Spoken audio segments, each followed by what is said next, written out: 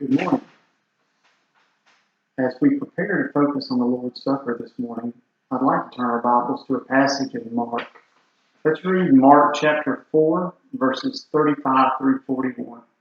Mark 4, starting with verse 35. On that day, when evening had come, he said to them, "Let us go across to the other side."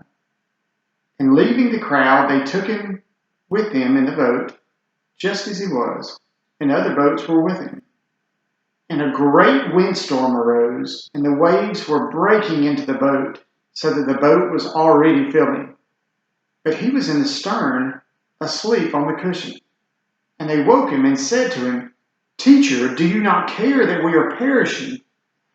And he awoke and rebuked the wind, and said to the sea, "Peace, be still." And the wind ceased, and there was a great calm. He said to them, "Why are you so afraid? Have you still no faith?" And they were filled with great fear and said to one another, "Who then is this that even the wind and the sea obey him?" I want to talk about this passage just a little bit. I want to look at it just a little more in depth, specifically verse 39. Verse 39, we'll look at it again. Jesus said these words, "Peace, be still." Okay, first of all, let's find out who was he talking to. When he said, "Peace, be still," who was he talking to? Well, he was talking to the wind, and he was talking to the sea. And he told me a very short conversation, wasn't it? He told them 3 words, "Peace, be still." And what was the result? The Bible says in verse 39, there was a great calm. They obeyed. He commanded the wind and the sea, "Peace, be still," and they obeyed. So after that, Jesus turns to the disciples and he rebukes them as well. And he rebukes them for a lack of faith and fear. So really, this first rebuke that he did to the wind and the sea was really to his disciples as well. Okay. This term, "peace be still," it isn't just in the New Testament. This term, especially the "be still" part, is found throughout the Old Testament as well. It's mentioned several times. One time I'd like to mention is Psalms 46, verse 10. Psalms 46 and verse 10 says, "Be still and know that I am God. I will be exalted among the nations. I will be exalted in the earth." So even in the Old Testament, God mentioned this term to be still. So let's look and see what these terms mean. I'm not really going to go to a Webster's dictionary because I think the terms are kind of basic. I think they kind of mean what they sound like they mean. Peace, be still. Peace means to be quiet, hush. Be still means to stop moving. Being in such a rush, slow down. You can slow down and be quiet on the outside and be going 100 miles an hour on the inside. So in this context, we need to realize we need to be quiet. We need to slow down on the outside as well as the inside. And this is how you focus. This is how you meditate.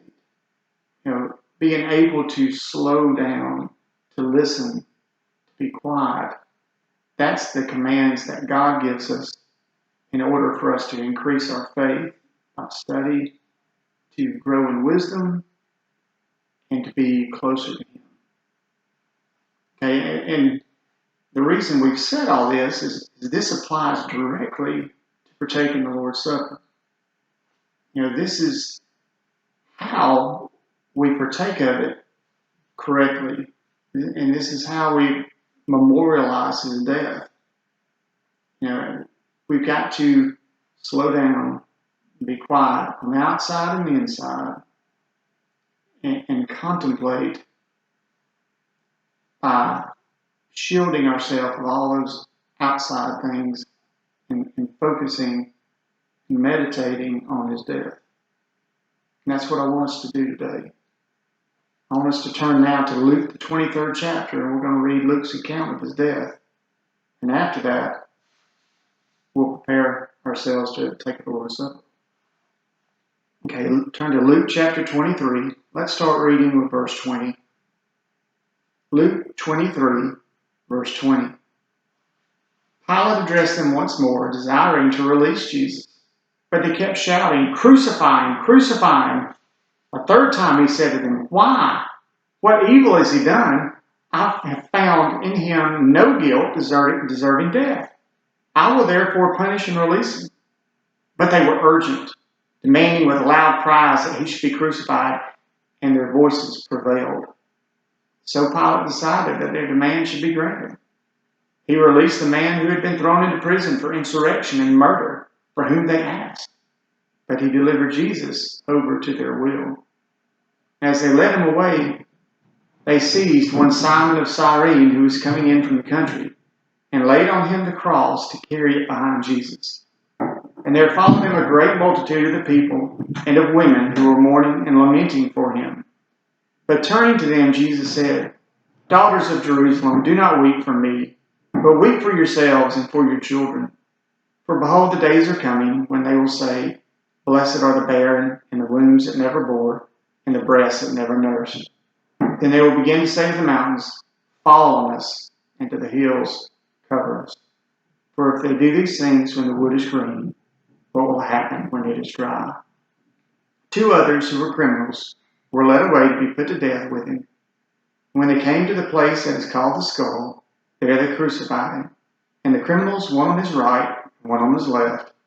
And Jesus said, "Father, forgive them, for they know not what they do." And they cast lots to divide his garments. And the people stood by watching, but the ruler scoffed at him, saying, "He saved others. Let him save himself, if he is the Christ of God, his chosen one."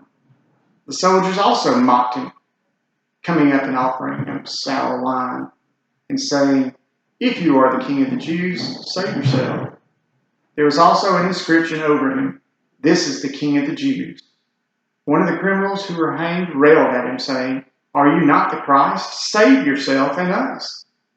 But the other rebuked him, saying, "Do you not fear God, since you are under the same sentence of condemnation? And we indeed justly, for we are receiving the due reward of our deeds. But this man has done nothing wrong." And he said, "Jesus, remember me when you come into your kingdom." And he said to him, "Truly I say to you, today you will be with me in paradise." It was now about the 6th hour, and there was darkness over the whole land until the 9th hour, while the sun's light failed, and the curtain of the temple was torn in two. Then Jesus called out with a loud voice, said, "Father, into your hands I commit my spirit." And having said this, he breathed his last. And when the centurion saw what had taken place, he praised God, saying, "Certainly this man was innocent." And all the crowds that had assembled for this spectacle, when they saw what had taken place, returned home, beating their breasts. And all his acquaintances and the women who had followed him from Galilee stood at a distance, watching these things. As this passage ends, let's remember the words of our Savior: "Peace, be still." And let's pray that the result will be the same as the wind and the water, a great calm. Now let's prepare to take the Lord's Supper.